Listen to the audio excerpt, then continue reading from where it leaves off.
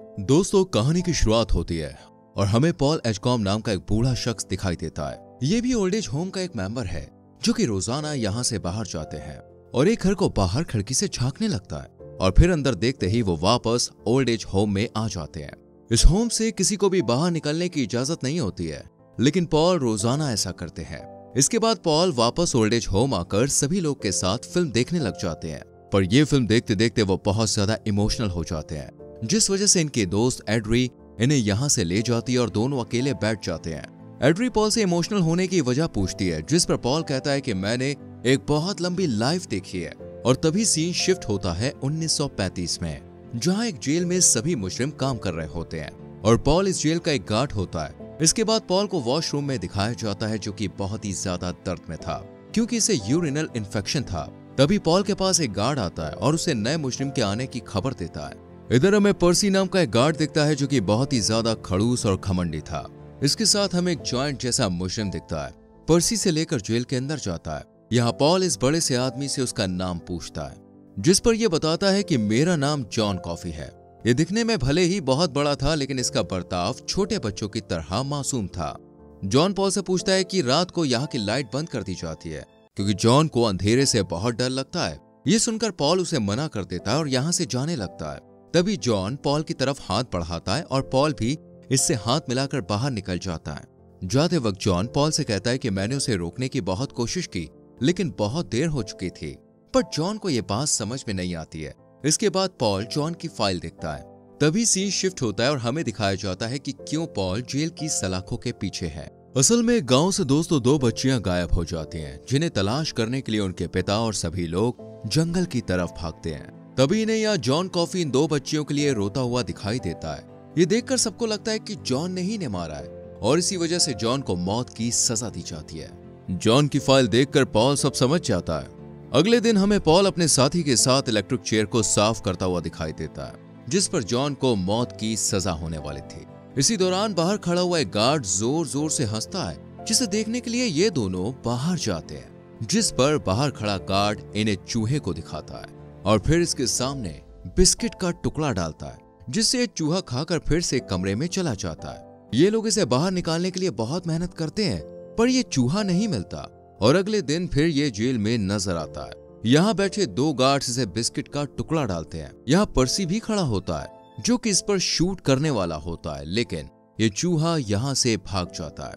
पर्सी इस कमरे का सारा सामान निकाल देता है, पर तभी यहाँ पॉल और उसका साथी आता है। पर्सी इनसे कहता है कि मैं इस चूहे को मसल कर रख दूंगा, ये अंदर ही है। लेकिन पॉल की तरह पर्सी को भी ये चूहा नहीं मिलता, जिस वजह से इसका पारा गर्म हो जाता है और ये पॉल और इसके साथी से बदतमीजी करने लगता है। ये देखकर पॉल का साथी इस पर हाथ उठाता है, पर पर्सी उसे धमका देता है, क्योंकि ये यहाँ के गवर्नर की बीवी का भतीजा है, इसलिए ये इन्हें यहाँ से हटाने की धमकी देता है। इसके बाद पॉल एडवर्ड, जो कि मुजरिम है, उसके पास जाता है और जेल के बाहर से ही देखता है कि उसके पास वही चूहा है जिसने सबको परेशान कर रखा है। ये चूहा एडवर्ड का अच्छा दोस्त बन जाता है। इसके बाद जेल का वार्डन, जिसका नाम हेल है, वो पॉल को बुलाता है और उसे बताता है कि इस जेल में एक और मुजरिम आने वाला है, जिसका नाम वाइल्ड बिल है।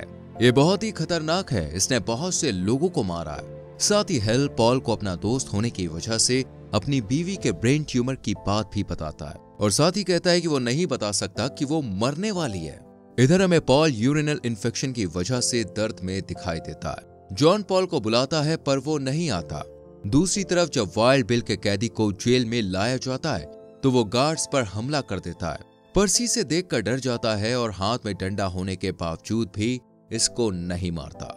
लेकिन बाद में ये गार्ड इसे पकड़कर जेल में ले जाते हैं। तभी पॉल को बहुत ज्यादा दर्द होता है, इसलिए वो जमीन पर ही लेट जाता है। लेकिन थोड़ी ही देर में पॉल यहाँ से जाने लगता है। इधर जॉन के बुलाने पर वो इसके पास आ जाता है और जॉन इसके प्राइवेट पार्ट को पकड़कर उसे सही करता है। इसी समय सेल के अंदर का बल्ब भी जल उठता है। रोशनी ज्यादा तेज होने की वजह से बल्ब फट जाता है और इधर पॉल भी बिल्कुल ठीक हो जाता है। इसके बाद जॉन के मुंह से जर्म्स निकलते हैं। असल में दोस्तों, ये जर्म्स पॉल के इन्फेक्शन की वजह से जॉन के शरीर में एंटर हुए थे, जिसे जॉन मुंह से बाहर निकाल देता है। इसके बाद पॉल जॉन के वकील से मिलकर उसके बारे में पूछता है। इस पर वकील बताता है कि जॉन को उस हादसे से पहले किसी ने नहीं देखा, कोई नहीं जानता कि वो कौन है, कहां से आया है। यहाँ जंगल में वाइल्ड बिल गार्ड्स को बहुत ज्यादा परेशान करता है, इसलिए उसे काल कोठरी में बंद कर दिया जाता है। और वो दिन आता है जब एडवर्ड, जो कि चूहे का दोस्त बन गया था, उसे मौत की सजा दी जाती है। इसलिए एडवर्ड अपने मरने के बाद चूहे के लिए फिक्रमंद होता है, लेकिन गार्ड उसे समझाते हैं। इसी दौरान चूहा भागता हुआ आता है, जिस पर पर्सी पैर रखकर उसे मार देता है। लेकिन जॉन गार्ड से अपने हाथ में उस चूहे को रखने के लिए कहता है और अपने हाथ में इसे रखकर फूंक मारता है, जिसके बाद उसके मुंह से वही जर्म्स निकलकर हवा में उड़ने लगते हैं और चूहा जिंदा होकर एडवर्ड के पास वापस आ जाता है। अगले सीन में एडवर्ड को इलेक्ट्रिक चेयर पर बैठाकर मार दिया जाता है। इस समय में किसी भी मुजरिम के सिर पर गीला स्पंज रखकर उसे मारा जाता था, ताकि करंट का फ्लो तेज हो और वो जल्दी मर जाए। लेकिन पर्सी इसका इंचार्ज था, तो वो सूखा स्पंज एडवर्ड के सिर पर रखता है, जिससे एडवर्ड तड़प तड़प कर मरता है। पॉल को जब ये बात पता चलती है तो वो पर्सी को धमकाता है और यहाँ से ट्रांसफर लेने के लिए कहता है। इस पर पर्सी भी राजी हो जाता है। सीन शिफ्ट होता है और हमें पॉल अपने दोस्तों के साथ लंच करता हुआ दिखाई देता है और जॉन की शक्तियों की भी बात करता है। हेल, जिसकी बीवी मेलिंडा को ब्रेन ट्यूमर था, उसे ठीक करने के लिए जॉन को उसके घर ले जाते हैं। रास्ते में पॉल जॉन से पूछता है कि तुम्हें पता है कि हम तुम्हें कहाँ ले जा रहे हैं। इस पर जॉन कहता है हाँ, उस औरत को ठीक करने। ये सुनकर पॉल बहुत हैरान होता है। अब जॉन मेलिंडा के पास जाकर बैठता है और मेलिंडा उसे देखकर उसका नाम पूछती है। जॉन कहता है कि मेरा नाम जॉन कॉफी है, पीने वाली कॉफी, लेकिन स्पेलिंग अलग है। और फिर जॉन मेलिंडा के मुंह से सारे जर्म्स अपने अंदर खींच लेता है, लेकिन वो इन जर्म्स को अपने मुंह से बाहर नहीं निकाल पाता और बहुत ज्यादा कमजोर महसूस करने लगता है। इधर मेलिंडा ठीक हो जाती है और उसे एक लॉकेट देती है। इसके बाद एक गार्ड्स जॉन को वापस ले जाते हैं। पर्सी जॉन के सेल के पास आता है, जिसे पकड़कर जॉन वो सारे जर्म्स जो कि मेलिंडा के थे उन्हें पर्सी के अंदर अपने मुंह से भेज देता है। इसी वजह से पर्सी की हालत खराब हो जाती है और वो वाइल्ड बिल को शूट करके मार देता है। और फिर पॉल के भी मुंह से वही जर्म्स निकलने लगते हैं, यानी उसे भी अब ब्रेन ट्यूमर हो गया था। इस पर जॉन कहता है कि ये दोनों बुरे आदमी थे। वाइल्ड बिल ने ही उन 2 बच्चियों का खून किया था, जिसकी सजा आज मैं भुगत रहा हूँ। फिर सीन शिफ्ट होता है और हमें पर्सी मेंटल हॉस्पिटल में नजर आता है, जहां उसका ट्रांसफर होने वाला था। अब पॉल जॉन की पूरी सच्चाई जान चुका था कि वो बेगुनाह है, इसलिए वो जॉन के पास जाकर उससे कहता है कि क्या तुम चाहते हो कि मैं यहाँ से रिहा कर दूं तुम्हें। इस पर जॉन उसे मना कर देता है और कहता है कि मैं अकेले रहते रहते और लोगों का दर्द सहते हुए थक गया हूँ, इसलिए मैं चाहता हूँ कि मुझे जल्दी से मौत आ जाए।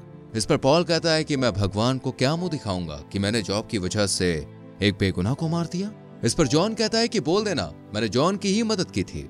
सती जॉन उससे फिल्म देखने के लिए कहता है, क्योंकि उसने कभी फिल्म नहीं देखी थी।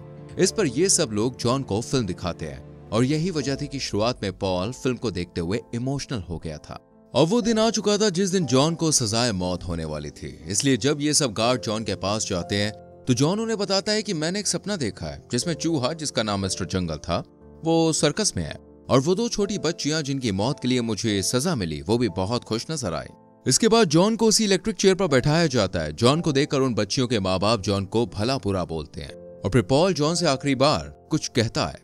इस पर जॉन बोलता है कि मैं अपने होने पर शर्मिंदा हूँ, क्योंकि वो उन बच्चियों को नहीं बचा पाया था। और फिर जॉन के मुंह को कपड़े से ढक देता है, लेकिन जॉन अंधेरे की वजह से वो कपड़ा पहनने से मना कर देता है और पॉल इस बात पर राजी हो जाता है। आखिरी बार जॉन के मुंह से एक ही शब्द निकलता है और वो था हेवन। ये सुनकर सभी गार्ड्स रोने लगते हैं और पॉल जॉन से आखिरी बार हाथ मिलाने के लिए आता है। तभी जॉन टेलीपैथी से पॉल को बताता है कि इस दुनिया में हर इंसान एक दूसरे से जलता है, हर कोई एक दूसरे का बुरा चाहता है। ये सब बताकर जॉन के मरने का वक्त आ जाता है, पर पॉल जॉन की मौत का ऑर्डर ही नहीं दे पाता और काफी देर तक खड़ा रहता है और फिर आखिर में वो ऑर्डर दे ही देता है। इसके बाद जॉन हमेशा के लिए इस दुनिया से चला जाता है। फिल्म के आखिर में हमें पॉल और उसकी दोस्त एड्री एक साथ दिखाई देते हैं। पॉल की कहानी सुनकर एड्री को यकीन नहीं होता, इसलिए पॉल उसे उसी घर में ले जाता है जहां वो रोजाना जाता है। यहाँ पर वही चूहा यानी कि मिस्टर जिंगल था, जो अभी तक जिंदा है, क्योंकि पॉल की कुछ शक्तियां इसे बचाने के दौरान इसके अंदर आ गई थी, इसलिए इसकी अभी तक मौत नहीं हुई। साथ ही ये शक्तियां पॉल के अंदर भी थी, इसलिए वो एड्री को बताता है कि यही वजह है कि मैं 108 साल का हूँ और दुखी मन से कहता है कि सब मुझे छोड़कर चले गए और एक दिन तुम भी मुझे छोड़कर चली जाओगी और यही मेरा प्रायश्चित होगा। और फिर एड्री भी मर जाता है और अकेला पॉल बिस्तर पर दिखाई देता है और अपने करीबी लोगों को याद करता है। पॉल सोचता है कि ना जाने मेरी जिंदगी कब तक है, मैं कब तक इस दुनिया में रहूंगा। आपको बता दें कि इस फिल्म का नाम ग्रीन माइल इसलिए रखा गया क्योंकि मौत का जो आखिरी सफर होता है जिसमें कैदी को जेल भेजा जाता है उसे द लास्ट माइल कहा जाता है। क्योंकि इस जेल का फर्श ग्रीन था इसलिए ये लोग इसे ग्रीन माइल कहा करते थे। और ऐसे ही फिल्म का ये सफर यहीं खत्म होता है। दोस्तों, आपको ये कहानी कैसी लगी? क्या इस फिल्म ने वाकई आपके दिल को छुआ? कमेंट में जरूर बताएं। आने वाली मूवी एक्सप्लेनेशंस को देखने के लिए चैनल को सब्सक्राइब करके बेल आइकॉन प्रेस करें। मिलते हैं अगली वीडियो में। Till then, bye bye.